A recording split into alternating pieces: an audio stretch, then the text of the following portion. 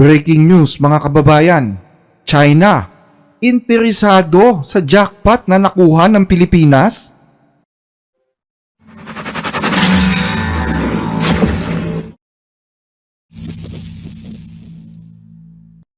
Tila naka-jackpot ang Pilipinas nang maitala nito ang isang malaking tagumpay sa energy sector matapos matuklasan kamakailan lang ang isang napakalaking reserba ng natural gas sa loob ng ating teritoryo sa West Philippine Sea.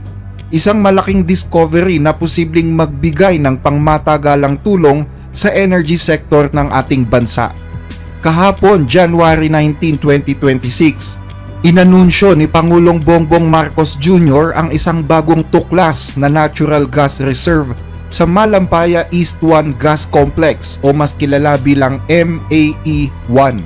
Matatagpuan nito humigit kumulang 5 kilometro silangan ng kasalukuyang Malampaya Gas Field sa baybayin ng Palawan.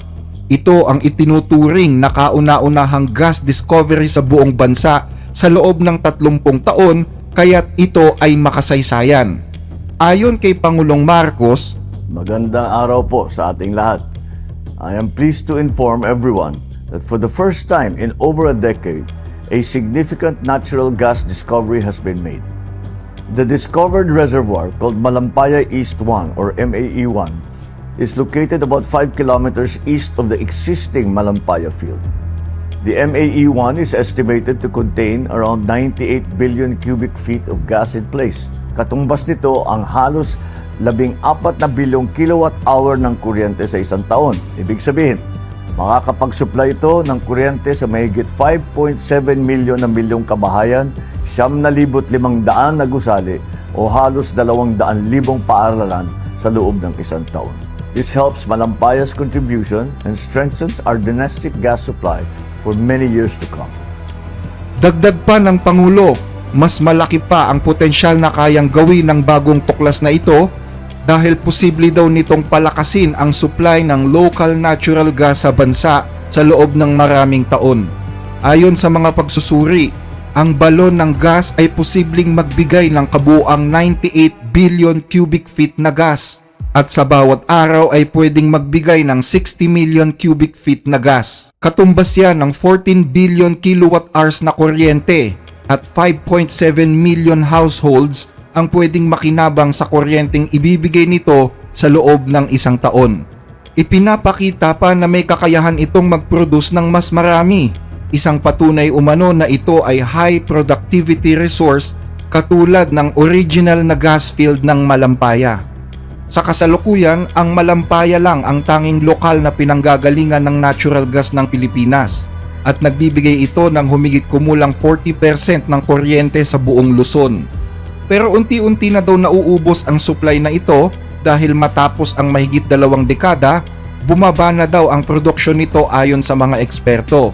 Dagdag pa nila, posible umanong maubos ang supply nito pagsapit ng taong 2027 na posible namang magdulot ng energy shortage sa isang bansang matagal nang nagdadanas ng mataas na singil sa kuryente. Kapag maubos ang supply ng natural gas mula sa Malampaya, tiyak na kukulangin umano ang Pilipinas sa enerhiya at tataas lalo ang gasto sa kuryente. Sa ngayon, mahigit kalahati ng kuryente ng bansa ay nanggagaling sa uling. Bukod sa natural gas, ang balon ng MAE-1 ay nakakapag-produce din ng condensate, isang high-value liquid fuel. Ayon sa Pangulo, ang dagdag na yamang ito ay makakatulong para patatagin ang supply ng kuryente sa bansa. Noong 2022, ipinatigil ni dating Pangulong Rodrigo Duterte ang oil and gas exploration sa mga bahagi ng West Philippine Sea na inaangkin ng China. Pero nagbago ang polisiya noong 2023 dahil sa halip na sundan ang bakas ng naunang Pangulo, mas pinahaba pa umano ni Pangulong Marcos Jr. ang kontrata ng Malampaya ng karagdagang 15 taon. Bagaman alam ng Pangulo na posibleng maubos ang supply ng gas sa Malampaya sa taong 2027 o 2028, inextend pa rin niya ang kontrata nito sa loob ng 15 taon sa kondisyon na kailangan nilang mag-drill ng mga panibagong balon. Kaya mula pa noong 1 taon, mabilis na inayos ang mga permit to drill na nagsimula bandang kalagitnaan ng 2025. Noong 2024, halos kalahati ng natural gas ng Pilipinas ay inaangkat mula sa ibang bansa na naging dahilan ng lumalaking pagdepende natin sa imported fuel.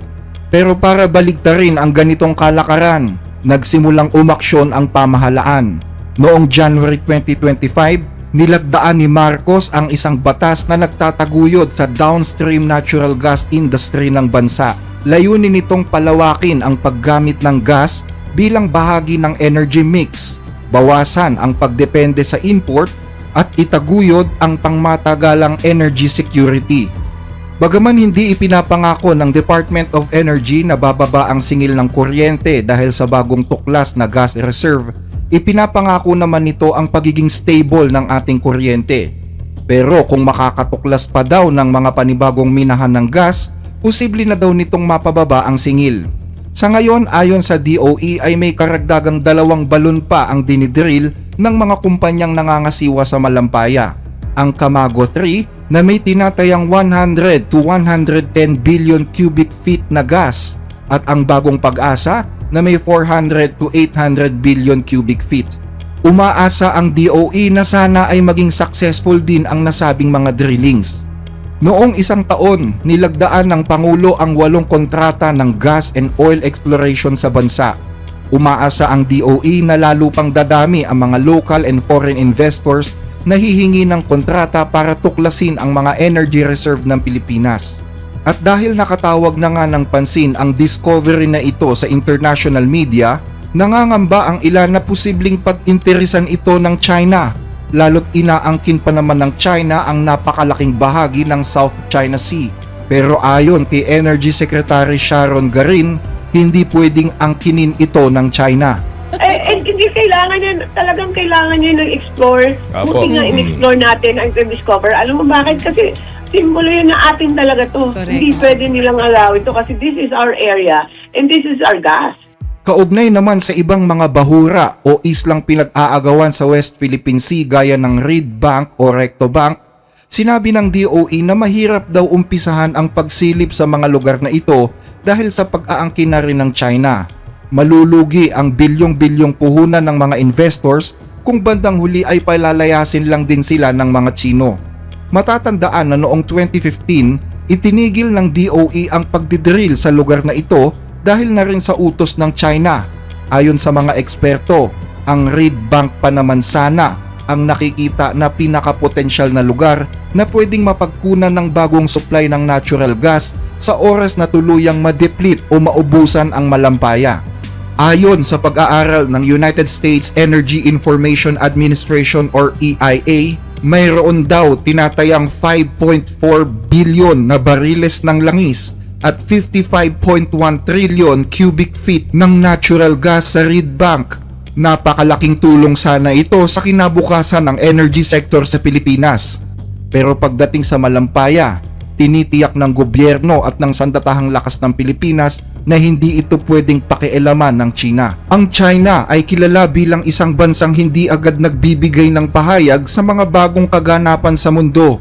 Pero ayon sa mga eksperto, asahan na umano na pag-iinteresan ng China ang bagong tuklas na Malampaya gas field. Ay baka masundan o madagdagan sa darating na mga araw dahil nga sa mga report na meron tayong natuklasang natural gas deposit sa Malampaya. Well, we have to expect the worst. Lalo na talagang hindi lang balak sa kumbaga yung 10 dash line ng China, talagang sa tingin nila lahat ng yaman ng karagatan sa kanila. So, let's expect the worst. Maaari na maging coercive nila, maaari pa nilang isama yan kasi very vague talaga yung notion. Saan ba talaga nakatuldok yung dash line? Every dash line do sa 10 dash line. Saan ba talaga? Walang coordinates. Wala yan sa kumbaga imaginary map. Pwede nilang extend pa yan. So may mga narrative na nga na kanilang Batanes, kanilang Palawan eh.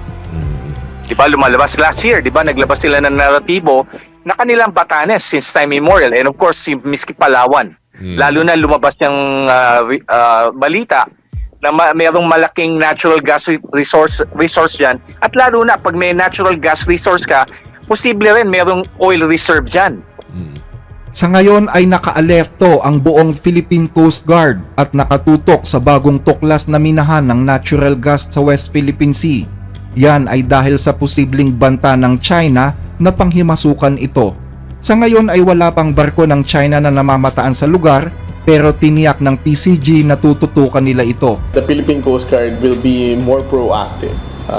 Kaya nga sinabi ko, we will be strategically deploying and realigning our assets para maprotektahan itong MAU.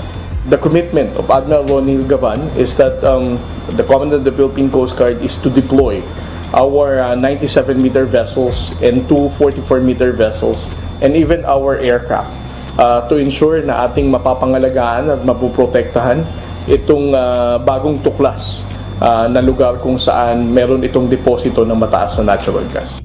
Dagdag pa ng PCG, i-deploy sa lugar ang mga 97-meter at 44-meter vessels kasabay ng mga eroplano ng Coast Guard.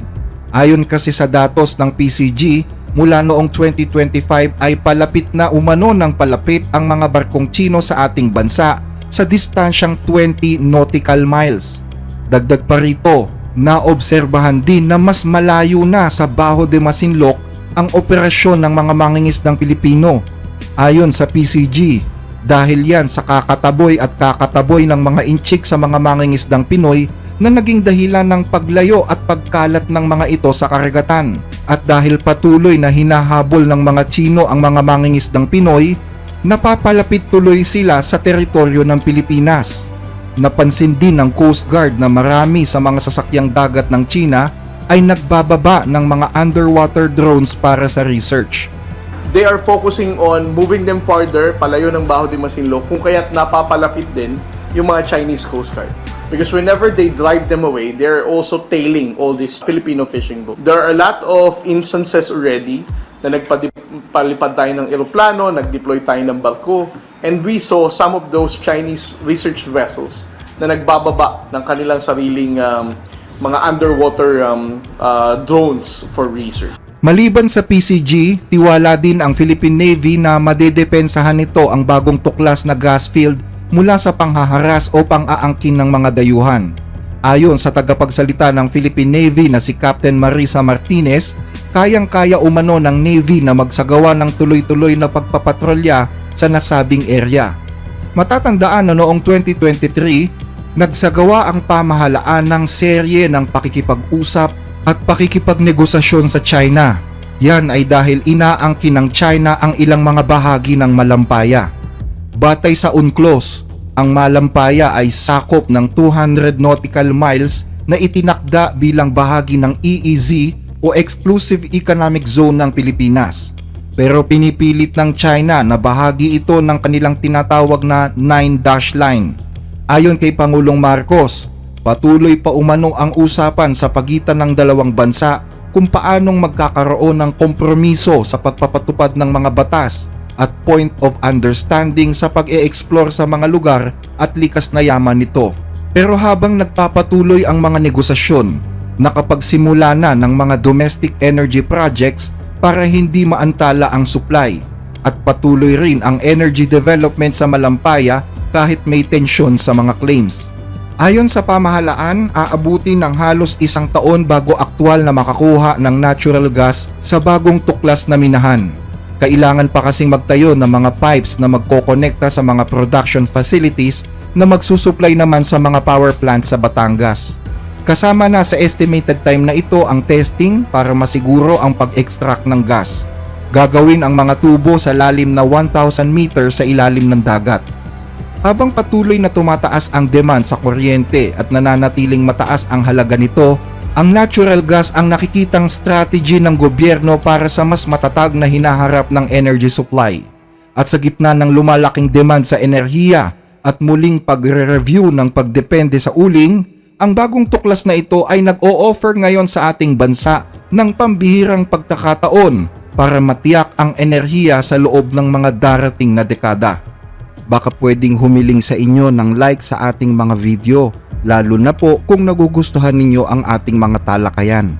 Malaking tulong po ito hindi lang sa ating channel kundi maging sa mga kababayan nating sinusuportahan nito. Maraming salamat po mga ka-blessed.